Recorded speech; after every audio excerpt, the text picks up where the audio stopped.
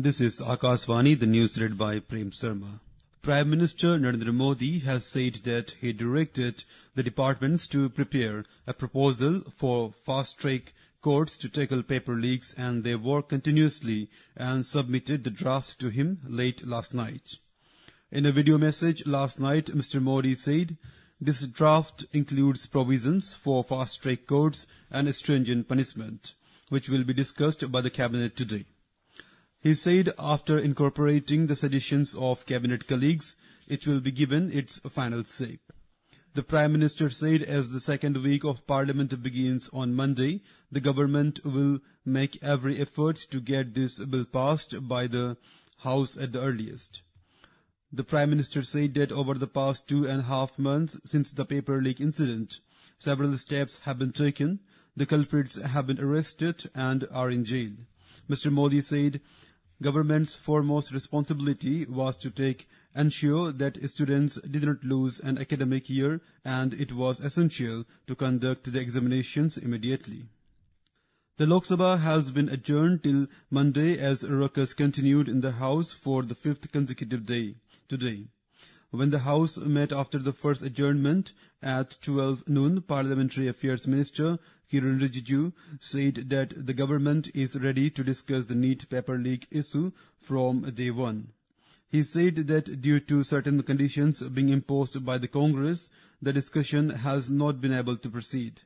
The minister said today in the cabinet meeting, decisions will be taken on strict measures and the introduction of a strong law to address the paper leak issue.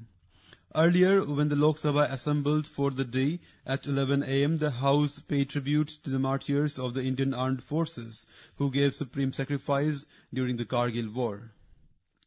Leader of the opposition in Lok Sabha, Rahul Gandhi, said that the opposition will not participate in any discussion on the NEET paper leak issue until the education minister is removed from his post. Talking to reporters at the parliament premises, Mr. Gandhi said that students have 3 demands, including the resignation of education minister. Samajwadi Party MP Dimple Yadav has demanded that accountability be fixed in the NEET paper leak case on the government's proposal to bring in a stringent law to prevent examination paper leaks.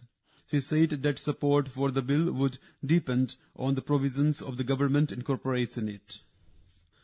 Second round of talks between leaders of the Cockroach Janata Party and Bharatiya Janata Party, including Union Health Minister J.P. Nadda and Union Minister Jitendra Singh, is currently underway at the Constitution Club in the national capital.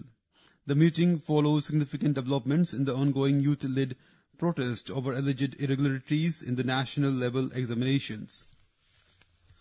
The Supreme Court directed the Centre and the National Testing Agency to file detailed affidavits on the progress made in implementing reforms after the NEET UG paper leak. A bench of Justice P.S. Narasimha and Justice Alok Aradhe, while hearing the NEET paper leak case, said the affidavit must explain the steps taken to institutionalize the reforms instead of relying on ad hoc measures. The bench said they would be monitoring the issue very closely and would follow it up regularly. The top court further questioned the centre what it is doing to shift completely to an online mode.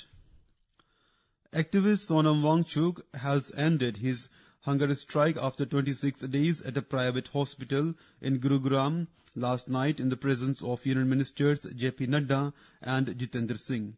Sonam Wangchuk's wife Gitanjali Angmo and senior leaders of apex body of Leh Ladakh were also present at the hospital when he ended his fast.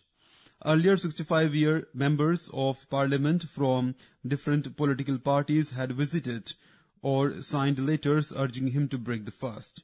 Mr. Wangchuk said this was done after long negotiations on various conditions. India has expressed disappointment with the UN for ignoring the repression in Pakistan-occupied Jammu and Kashmir.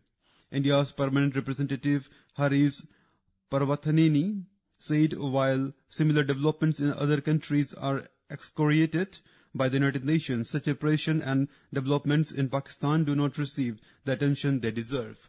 That's all in the news bulletin. Namaskar.